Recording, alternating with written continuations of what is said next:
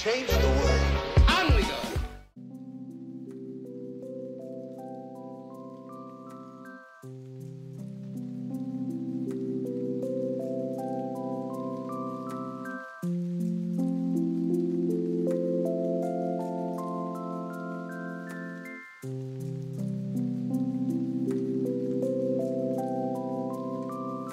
Hello wonderful people, and welcome back to Coffee Over Apples. My name is Steph, and on this channel we do speed drawing reviews, we do book reviews, we do manga and anime reviews, and today we are doing a drawing for the book Period Repair Manual by Laura Briden. This book needs to be read by anyone on the planet who has a period, and this really broke down some stereotypes about women, about women's health, about reproductive health, and it was so insightful. I'm literally going to force everyone I know to read this book. It made me have so many great conversations between me and my husband so he could better understand what I go through with my reproductive health. It's helping my friends, it's helping my mom, it's helping everyone I know who has a period. So please stick around for this video because we have some serious things to talk about. And what I really loved about this book was one of the first things it talks about is what is a period supposed to look like? What is reproductive health supposed to look like normally? Because for a lot of women who get irregular periods, maybe they don't come on time, maybe they're really painful, maybe they have migraines, maybe they have really bad cramps, maybe they don't have cramps, maybe nothing happens to them, maybe they have cravings, maybe they have fatigue, back pain. The list goes on and on and on. What the author is trying to tell us in this book is that everything that happens during your period is telling you something about your body. So if you're having a chocolate craving, for example, it's not that your body really wants chocolate.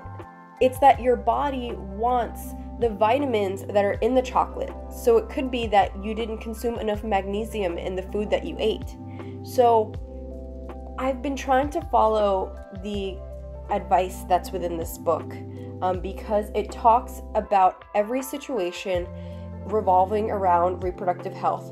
It talks about different problems within dieting, or if you have different medical issues, and it gives you a medical recommendation and it gives you a holistic recommendation. It talks to you about how to talk to your doctor about reproductive health and what chemicals are inside contraception like birth controls and IUDs so that you can better educate yourself to make the decision that's right for you. And I love that. There's not enough honest conversation around contraception. And my breakthrough moment with this book, when my mind just exploded, was when it was talking about why is there no hormonal male birth control. And the reason for that is because it does exist, but due to marketing and the side effects of it, it's not popular, it's not widely used, and so it's not advertised. So there is a pill for men. However, the side effects of the pill for men are reduced libido and erectile dysfunction. And of course, nobody wants that. So instead of marketing it to men, companies have chosen to market it to women. So women take the brunt of the burden, if you will, for ensuring that there is safe contraception. And the side effects for women are actually a lot worse, such as blood clots, such as depression, increased suicidal rates, possibility of cancer due to the chemicals that are in some. So there is a much higher risk of mortality for women for birth control than there is for the male version of birth control.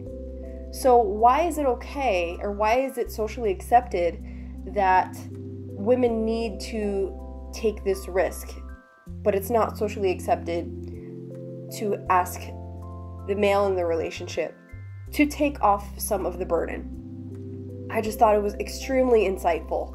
Another really interesting point that it talks about is premenopause. So it talks about whether, if you're a woman in your late 30s or 40s, if you're feeling certain actions or you're feeling certain ways, that it's not exactly the onset of menopause, but premenopause, called perimenopause, which happens about 10 years before you get menopause, and how to deal with this change in your body.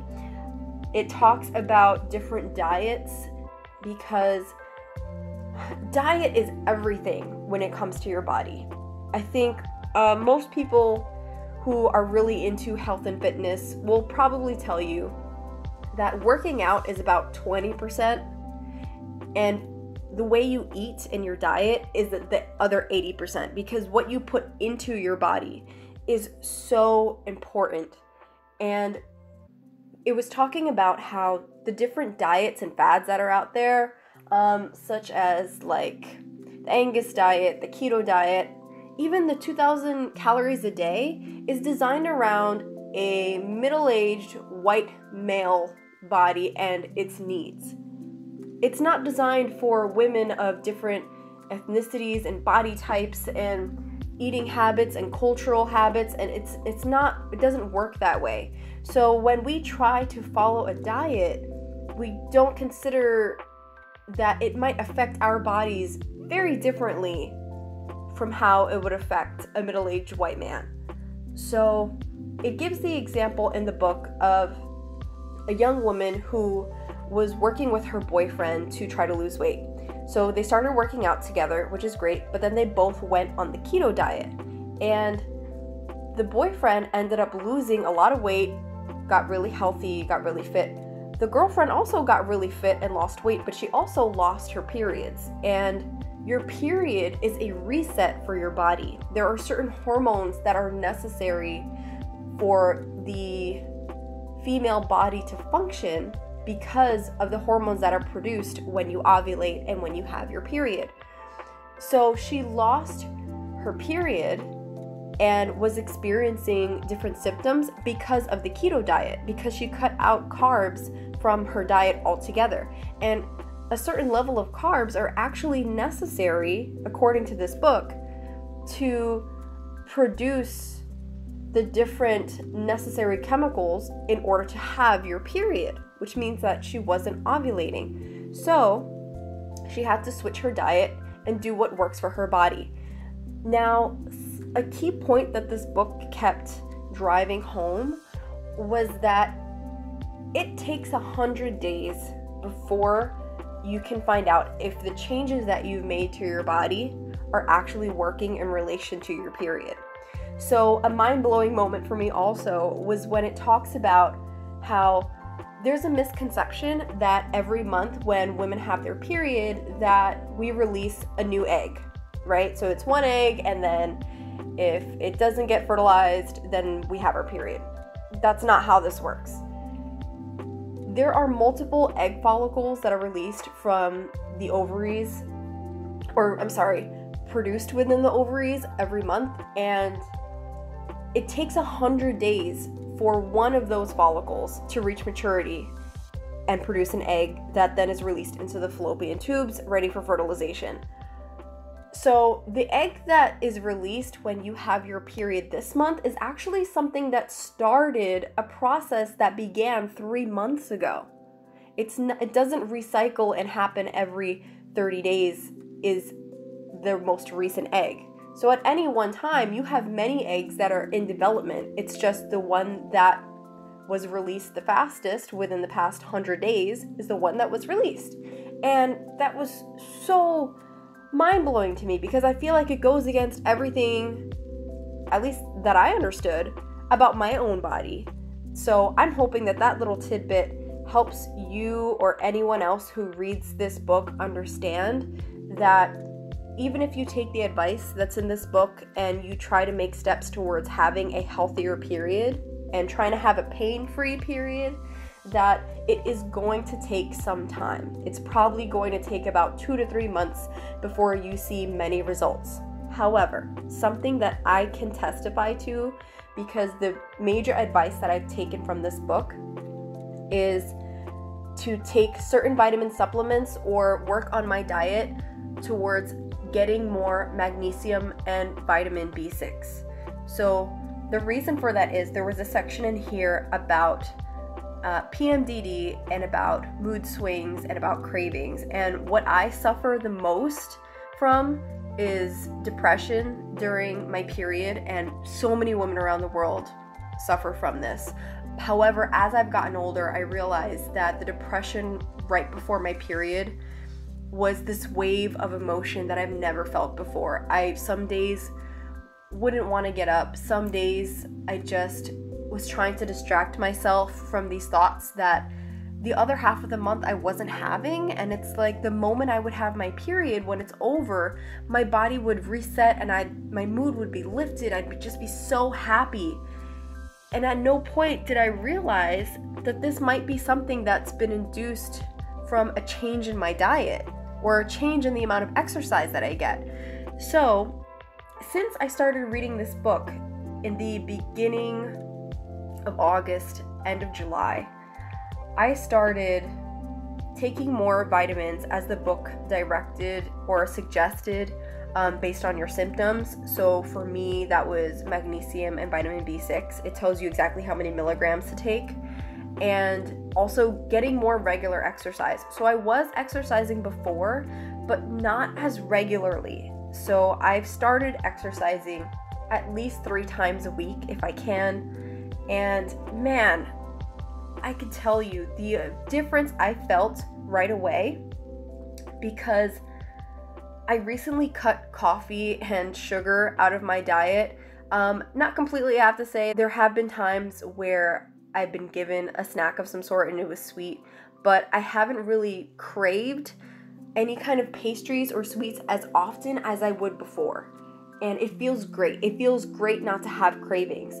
Also, I can say that the PMS that I was experiencing during my last period was light in comparison to the extreme depression and craving and fatigue and pain that I was feeling during my other periods all the previous months, at least within the past year. So far, this book has changed my life, and I'm hoping that this book changes someone else's life too. Like, literally, please read this book. I don't care if you don't have periods. Please read this book to better understand the people in your life who are suffering from this. There's so much misconception around women just being overly emotional and can't think straight during their periods, and it doesn't have to be that way. No one has to suffer through that. If you have cramps that stop you from going to work and from functioning as a regular human being, that is a red flag that there is a huge problem. There are so many different health issues that can happen to the female reproductive system, and a lot of it can be, I don't want to say easily fixed, because that's definitely not the case, but it could just be a small adjustment that we need a little bit more education about, or it will help us understand that, hey, maybe we do need to go get some sort of medical assistance or medical help. It was just extremely insightful, and I'm really going to make everybody read this. Another section that I definitely need to highlight in this video is talking about talking to your doctor, because a lot of doctors, and I can testify to this, a lot of gynecologists kind of just force down their patient's throat that they need to take birth control, especially in young teenage girls who are experiencing irregular periods. And it's actually normal to have an irregular period until you're in your 20s, maybe like 25, 26. It's normal because it takes time for your body to adjust. A lot of doctors strongly suggest to their female patients that, hey, you're suffering from acne, just take the pill. You got your birth control and you've got your acne solving problem solution. But the damage that we're doing to our body simply for the acne, if it's not for the actual birth control aspect that you've educated yourself and you've made that choice for your own body, it's actually doing more harm than good. We need to educate ourselves and understand that yes, our doctors hopefully do have our best interest in mind, but we need to be able to ask the right questions as well. So this book really helps with asking the right questions. So I thought it was only appropriate for this video to draw a bookmark that kind of looked like a picnic, because it's all about diet, it's all about what we put in our bodies, it's all about how we take care of our bodies. And instead of looking at periods as something to dread every month and just hope that it hurries up and comes and just is over with as soon as possible, it's really helping me look forward to having my period, because that's the chance for my body to talk to me and tell me what's going on inside where I can't see, and make sure that I'm taking care of my body just as much as my body loves and takes care of me. Enjoy the last minute of this speed drawing.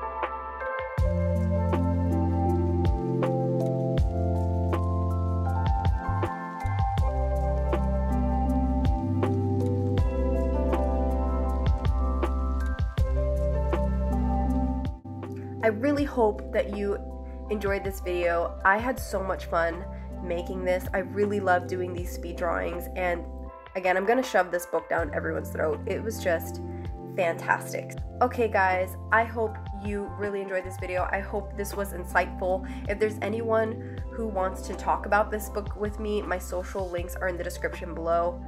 Talk to me if you want to talk about any kind of health issues that you've had and anything that you think that this book has helped you with if you've read it. Other than that, don't forget to like and subscribe. I post videos every Wednesday and Saturday, and I'll see you next time. Bye!